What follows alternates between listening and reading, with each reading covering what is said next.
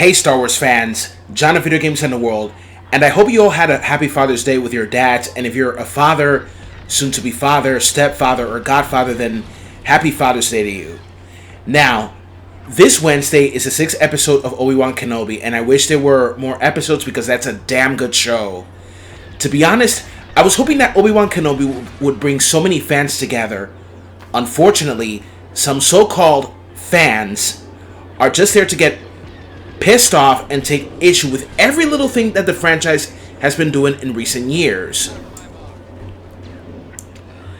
There's no doubt in my mind that fandoms usually have their toxic people taking issue with every little thing their favorite franchises have been doing, and they scream that they're getting too political. Some toxic people in fandoms even go further, sending death threats to people over fanfics. You know what I'm talking about. The Steven Universe fandom going after Sammy070. So, the Star Wars Twitter page invited its followers to celebrate Pride Month.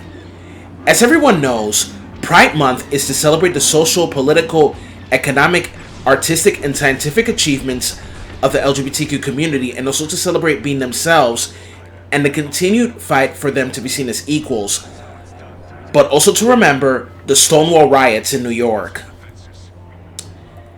Anyway, the Star Wars Twitter page invited its followers to celebrate Pride Month by reading the new comic book, Star Wars Bounty Hunters, issue number 24.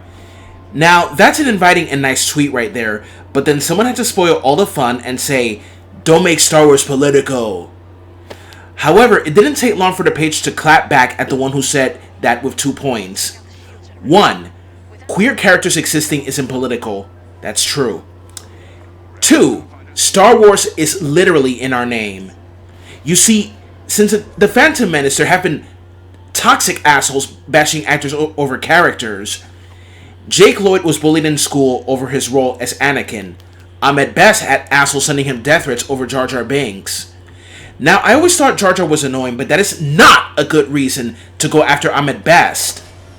Sending death threats to actors over characters is just petty, stupid, deplorable, disgusting, and childish. Daisy Ridley had to delete her social media page due to harassment and threats over the character of Rey.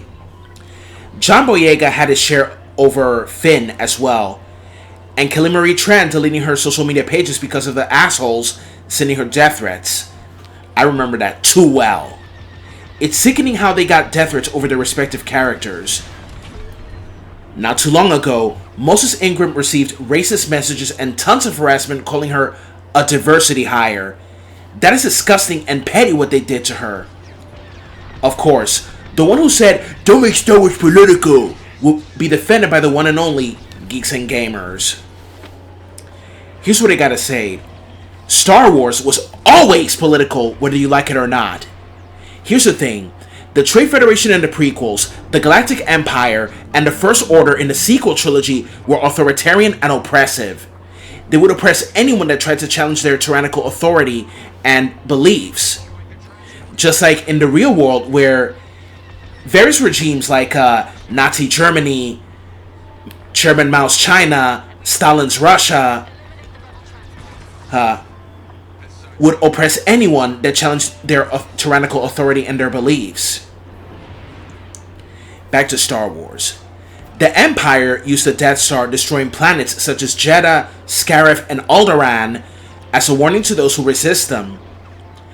The First Order uses primary weapon, the Star Killer, against other planets as a warning to those who resist them. The Rebel Alliance and the Resistance were anti-authoritarianism. If you didn't get that, you didn't get Star Wars. The Star Wars universe always had diversity. Thousands of different species of different shapes and sizes. Humans of every color, sexuality, and gender. Just like Star Trek did as well. Star Trek always promoted diversity and equality. The original 1966 TV series took a stand in supporting a woman's right to choose whether she wants children or not. It turns out that these toxic assholes don't get Star Wars nor Star Trek. Even Battlestar Galactica itself had diversity. Humans of every race, gender, and sexuality fighting together against those bent under destruction, the Cylons. But of course, to those toxic fans, it's like this. Genders, male and political. Skin colors, white and political. Sexualities, straight and political.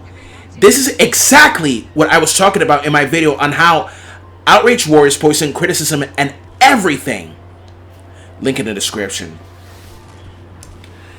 If I had a quarter for every time someone cried woke and SJW propaganda, I would have a private jet on 24-hour standby. It's so ironic how snowflakey the anti-SJWs are, as they say the SJWs are. Let me tell you something about LGBT in Star Wars. Knights of the Old Republic had a lesbian character called Juhani. Way ahead of its time. Star Wars Squadrons had a non-binary character called K.O. Vancy, voiced by Bex Taylor Claus from shows like Arrow, Voltron Legendary Defender, and 13 Reasons Why. 3 shows that had LGBTQ characters, you know. This game also had a gay character who was the leader of Titan Squadron on the side of the Galactic Empire. And you know what? They didn't bother me at all. Yes, I always said how I wasn't so kind to the LGBTQ in the past. But I changed, and now I'm a supporter of them. Christ! Dios mío. Once I have finished Obi-Wan, I will make a review of the entire show after watching the 6th episode either on Wednesday or Thursday, and I pray I keep this very positive and not with so much negativity. It saddens me so much how review bombing has become commonplace. It's bitterly annoying hearing Outrage Warriors crying woke, SJW propaganda, and other Outrage Warriors that yell problematic at every old school movie. I can say the same thing about those who yell problematic. If I had a quarter for Outrage Warriors yelling problematic every time, I'd had a private jet on 24-hour standby. Back then, all of us who loved entertainment had to deal with religious leaders calling Dungeons and Dragons diabolical, religious leaders calling the band Kiss satanic, and religious leaders calling Pokemon, Yu-Gi-Oh!, Harry Potter, and Princess and the Frog diabolical. Now it's people crying woke and problematic. How the hell did we get to this? Ugh.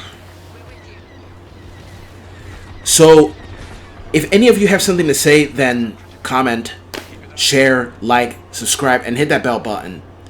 Follow me on Facebook, Twitter, and Patreon.